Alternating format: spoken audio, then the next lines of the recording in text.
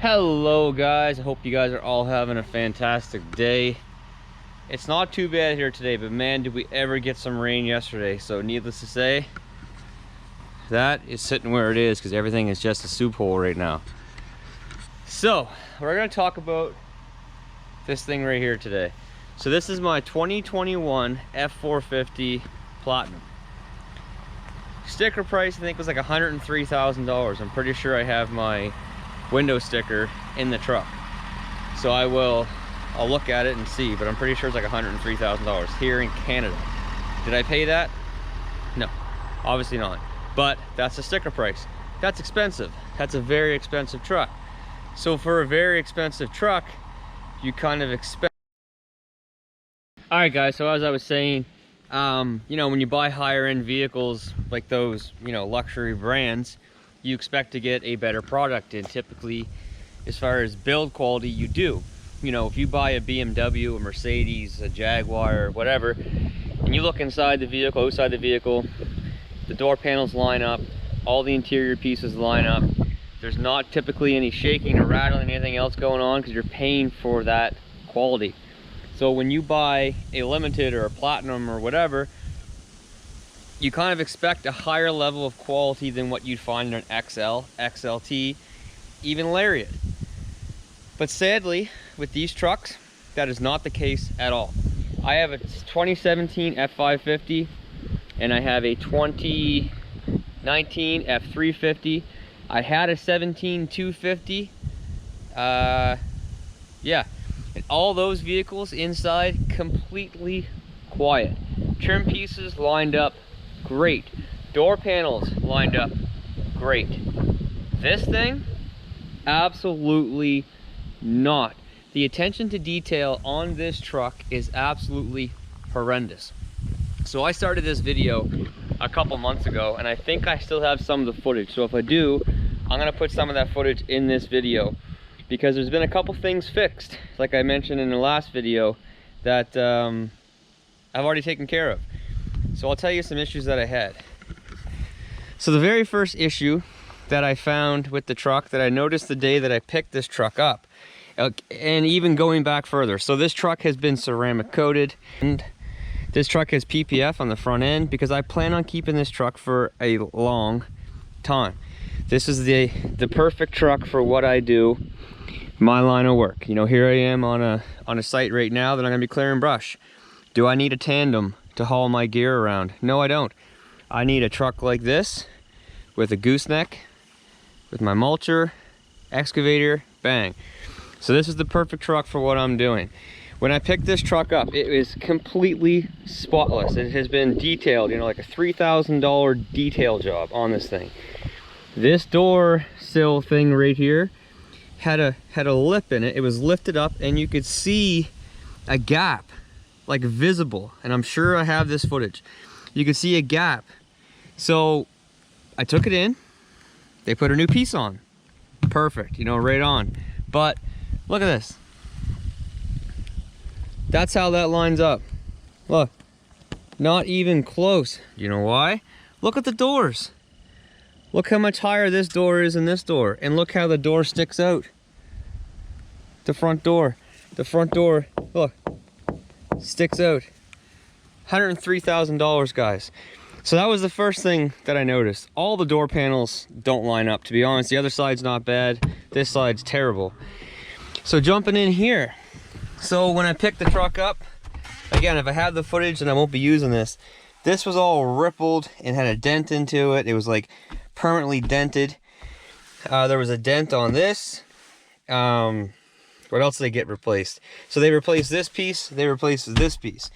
So then I have a rattle in my A-pillar, which I'll show you guys on the way out of here. I'm sure you'll be able to hear it. They were supposed to fix that. They didn't. They didn't touch it. The most annoying thing, honestly, is the seatbelt.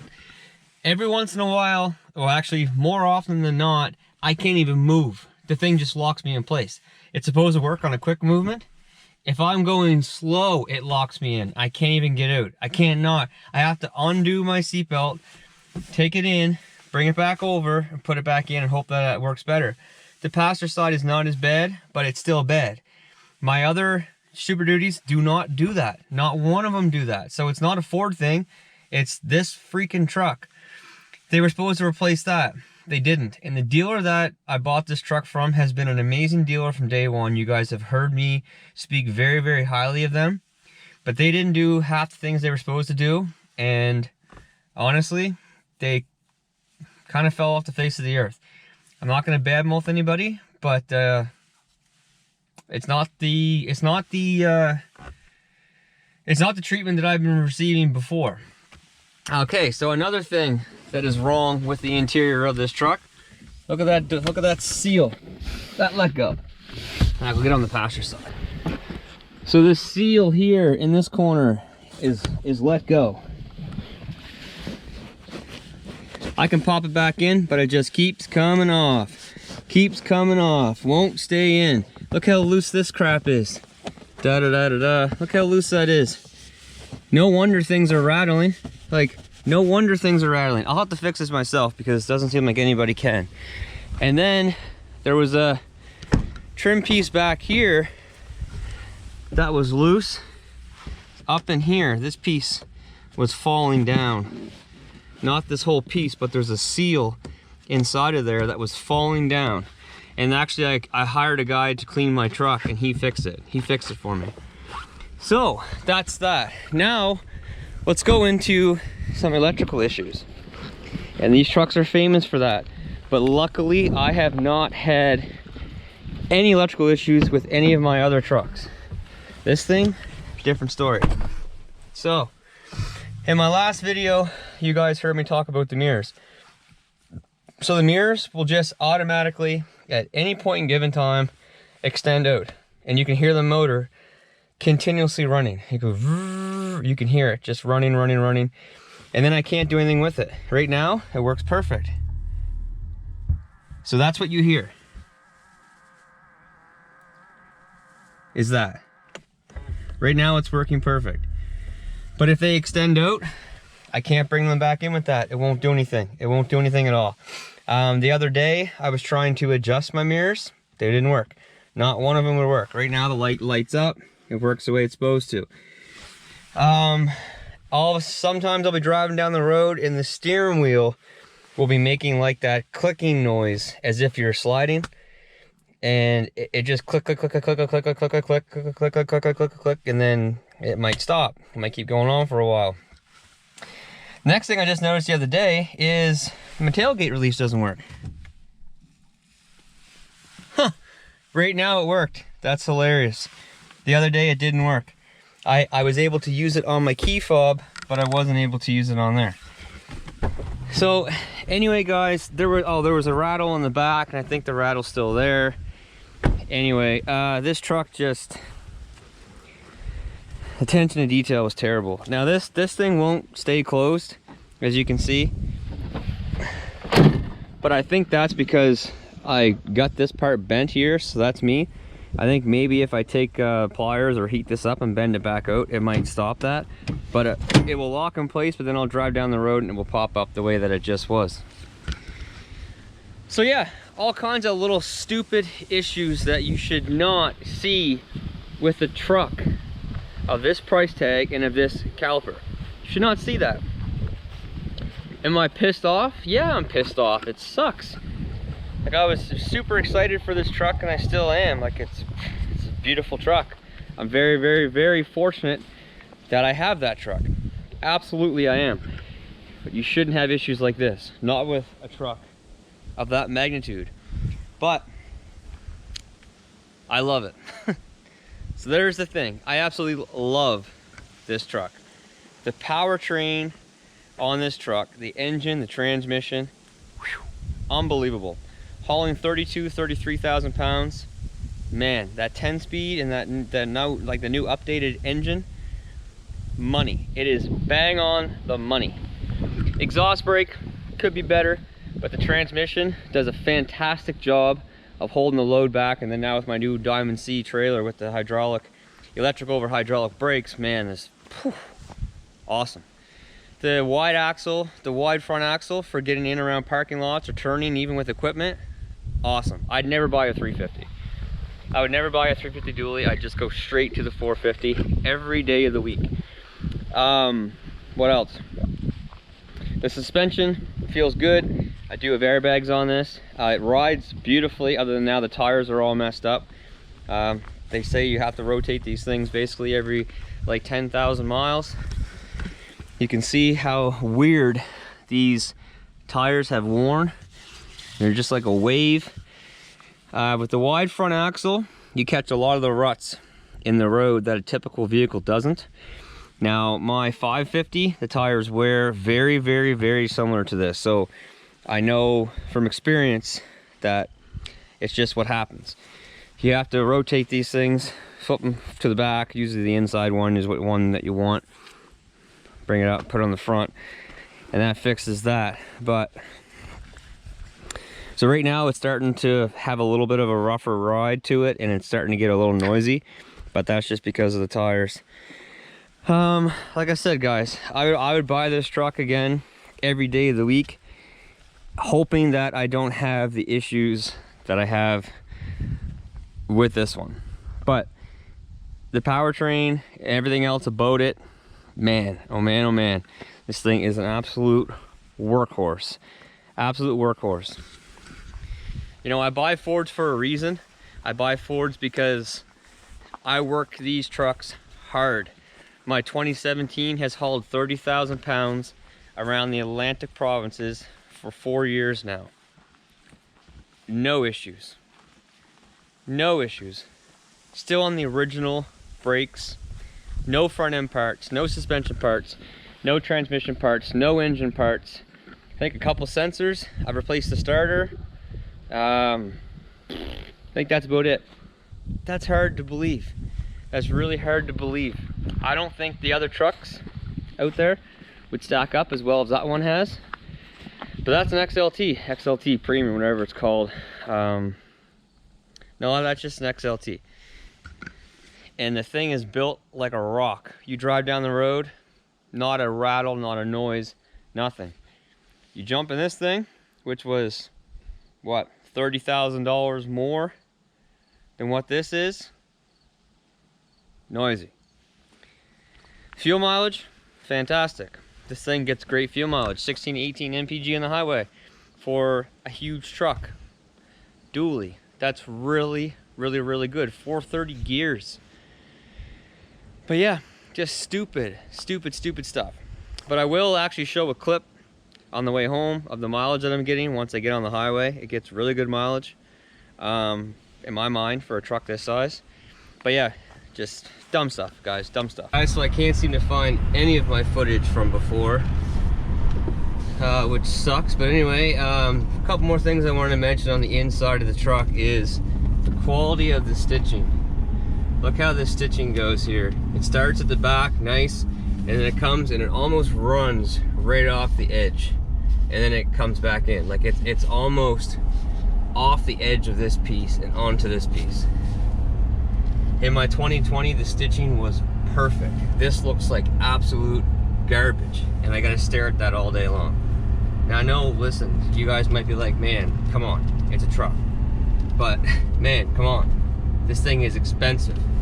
This is not luxury. This truck should be like a luxury work truck. That is not luxury at all. That stitching is absolutely terrible.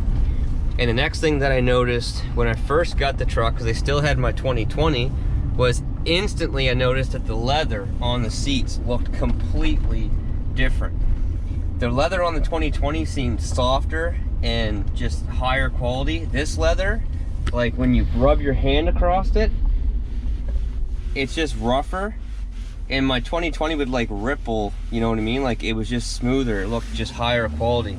This leather just looks like crap, to be honest. Then I thought, well, maybe it's just the driver's seat because it's worn in, versus this one not being worn in. But this seat still does the same thing. It's just like big. It's not like individual small sections that you're putting your hand on. It's hard to explain what I'm trying to explain, but it just seems like they changed the leather from 2020 to 2021, and it's not as high quality. Alright guys, so I just filled up and check out the range I have. It says 1,237 kilometers to empty. Now that is being pretty, let's say optimistic. I've never gotten that many kilometers out of a tank, but you know, I can get 1,000 kilometers out of a tank, which is still pretty good. Here in Nova Scotia, you see what kind of landscape we have. It's all hills. But anyway, I just restarted my trip. The first section of this highway, as you guys know, as I mentioned many times, because I actually just left the exit I used to live on, is all hills. It's all up and down, up and down, up and down, and it's a 110 kilometer highway, so you can get going a pretty decent clip here. So we'll see what I average when I get home. I could say it's going to be somewhere between 16 and 18 mpg is what my guess will be, unless I have to sit in construction or something like that. But if not, that's where it should be. It should be right around that 16 to 18 mark where I typically see. One other thing I'm gonna mention, starting in 2020, yes, 2020, these cup holders are in the back of your armrest. Why do they take the freaking the thing out? Like the little thing in there that holds the stuff from moving around. 2020, they took that out. So now you put cups in there, coffee cups, whatever, they just rattle around and go like crazy. They don't make the things any cheaper, they make them more expensive. They keep taking things away and they make them more expensive. Anyway, let's see what we get for mileage here. But here we are. I guess I'll show you guys like the what it's revving at. We're doing 72 miles per hour or so, and we're just at about 2,000 RPM. 430 gears, dually, yeah. Alright guys, so I'm sitting down editing the video right now, and I realized that I erased the footage of the mileage and like 2 other videos closing out this one on the way home. So I don't have the actual footage, but I did average 18.4 mpg on the way home, averaging like 65 to 70 miles per hour on an up and downhill type of highway. So the mileage was fantastic. Powertrain, great. Hauling equipment, fantastic. The suspension, the exhaust brake, it's okay. Could be better, but it's okay. But man, the attention to detail and the build quality on the inside is absolutely terrible for a price of this price tag, like, or for a truck of this price tag. Like, it should not be complaining about dumb stuff like I am. And I feel dumb for saying the stuff that I am, but it's like, man, come on. But anyway, it's Bauer's birthday. He's 2 years old today. So if you can, wish him a happy birthday. He's been on the channel for 2 years now. Anyway, but that's going to do it. Love the truck, but God, like Ford needs to step up the quality of what they're putting out there. Ram Interiors have it killed. Ford, I'd say, is second as far as like look goes. Build quality, they're probably last, because my GMC Sierra 2500, which is over $40,000 less than this truck, has better quality build on the inside than what this one does. But anyway guys, that's gonna do it. I'll probably keep buying Fords, but they need to start paying attention and stepping up with what they're doing and what they're putting out there. But that's it. So until next time, take care, stay safe, and we'll see you then. Bye.